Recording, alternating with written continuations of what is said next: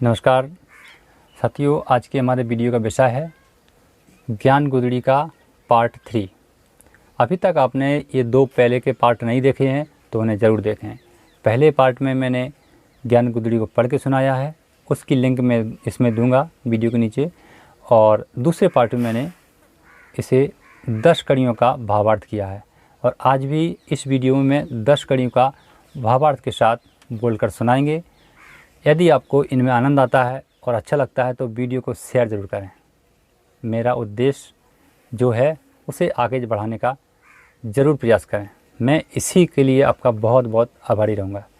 आप हमारे चैनल पर नए हैं, अभी तक आपने सब्सक्राइब नहीं किया तो सब्सक्राइब करके जरूर जुड़ जाएं। साथ ही बेल आइकन को भी दबाएं जिससे आने वाले सभी वीडियो आपको सबसे पहले मिले। स्वर ज्ञान ही ईश्वर ज्ञान है और स्वर ज्ञान ही श्रेष्ठ। 11वीं कड़ी है जिन गुदड़ी का किया विचारा सो जन बैठे सिर जनहारा। तो कबीर साहब जी कह रहे हैं कि ये गुदड़ी है यानी शरीर। जिस इंसान ने इस शरीर का ख्याल रखा है कि इसमें कोई दाग ना लगे तो फिर उस व्यक्ति को लोग जो भी देखता है वो उसको पाने के या उसके शरण में जाने के लिए इच्छुक रहता है, उसे देखने के लिए तरसता है। तो इसका इतना प्रभाव है। अगली कड़ी में कह रहे हैं धीरज ध्वनि ध्यान का आसन सत्य की कौपिन सहज सिंहासन। जिस इंसान ने जीवन जीने के लिए, परमात्मा की प्राप्ति करने के लिए धीरज की ध्वन लगाकर और आसन में बैठ गया है, धैर्य बना करके, शांत विचार करके, उसे सत्य बहुत ही जल्दी प्राप्त होता है और वो जो भी चाहे फिर आगे जीवन में उस मार्ग को अपने जीवन में उतार सकता है। इसलिए कहते हैं वो धीरज ध्वनि ध्यान का आसन सत्य की कौपिन सहज सिंहासन। अगली कड़ी में कह रहे हैं युक्ति कमंडल कर गैलीना प्रेम पावड़ी मुर्सचीना। युक्ति होती है विचारधारा कि हम संसार को किस रूप में समझाने का प्रयास करेंगे। तो वो युक्ति अपने शरीर में यानी कमंडल में भर लेता है एक साधु संत। तो उसमें वो समझाने के लिए अन्य तरह की बातें साकार में कहता है, क्योंकि परमात्मा निराकार है।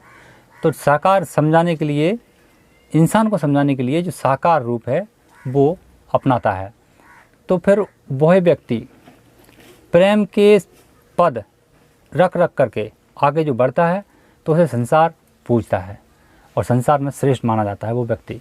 इसलिए कहते हैं वो युक्ति कमंडल कर गहलीना प्रेम पावड़ी मुर्सचीना। जो व्यक्ति युक्ति का, नीतियों का कमंडल बनाकर अपने शरीर में अन्य तरह की ज्ञान की भंडार की बातें ढेर करके और लोगों को समझाने में उपयोग करता है तो फिर वो व्यक्ति एक मुर्शिद यानी श्रेष्ठ माना जाता है, बहुत ही अच्छा होता है। अगली कड़ी में कहते हैं शैली शील विवेक की माला दया की टोपी तन धर्मशाला। तो इसमें है कि जिस इंसान ने शैली मतलब भाषा और शील मतलब भाषा के अंदर नरमता, कठोर शब्द नहीं, शैलीशील विवेक की माला, और वो शब्द के अंदर भी विवेक से बोला जाना कि ये शब्द कैसा है, इसका चुनाव करना, इसका ध्यान रखना कि हम किस व्यक्ति से कितनी उच्च स्तर पर बोलना चाहिए और हमारे मुँह से निकले हुए शब्द गाली या क्रोधित नहीं होने चाहिए। अगर इनका विवेक डाल लेता है और ऊपर से जो ये शरीर है इस पर दया की टोपी पहन लेता है, दया की टोपी तन धर्मशाला, यानी तन को धर्मशाला बना देता है। कोई कुछ भी बोलता रहे, हमें कुछ मतलब नहीं है, इसमें कोई शब्द आए और चला जाए, इसमें कोई बुरा नहीं लगता है, तो वो व्यक्ति श्रेष्ठ हो जाता है।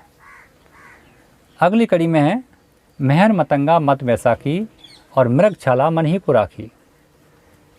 जिस व्यक्ति की अगर आत्मा या मन की, जिस व्यक्ति के ऊपर मन की मेहर हो जाती है, यानी जिस व्यक्ति ने मन को मार लिया है तब उसके ऊपर मेहर हो जाती है, तो वो व्यक्ति अपने अंदर ही शरीर को मृगछाला बना लेता है, यानी उसे कोई बुरा भला नहीं होता है, कुछ लगता ही नहीं उसको बुरा भला, चाहे आप कुछ भी बोलो। तो मेहर मतंगा मत बैसाखी मृगछाला मन ही को राखी। तब उसका मन ही मृगछाला बन जाता है और मन ही उसका दोस्त बन जाता है, मन ही उसका साथी बन जाता है, मन ही उसका संसार बन जाता है और मन ही उसका सब कुछ, जितना संसार में दिखता है वो सब मन ही होता है उसका, उसके अलावा कुछ नहीं होता उसके अंदर। अब अगली कड़ी में जो कह रहे हैं निश्चय धोती पवन जनेऊ, अजपा जपन सो जाने भी। जिस इंसान ने मन में निश्चित कर लिया है कि हम आगे ऐसा करेंगे और उस दृष्टि को अपने सांसों में देखने लगा है, यानी श्वास हमारा जो स्वर है वो बता रहे हैं हमको हर जीवन में कैसा घटने वाला घटनाएं, हर चीज़ को बता रहे हैं।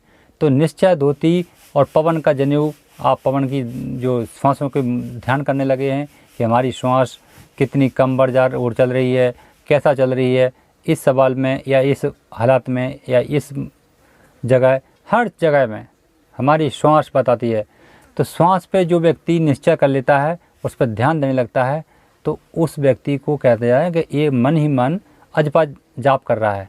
तो ऐसा व्यक्ति अपने शरीर का पूरा भेद जानता है, उससे कोई कुछ नहीं छुपा रहता है। हर बीमारी के बारे में, हर समस्या के बारे में उसके पास पूरा समाधान होता है। तो इसे कहते हैं निश्चय धोती पवन जनेऊ, अजपा जपे सो जाने भी।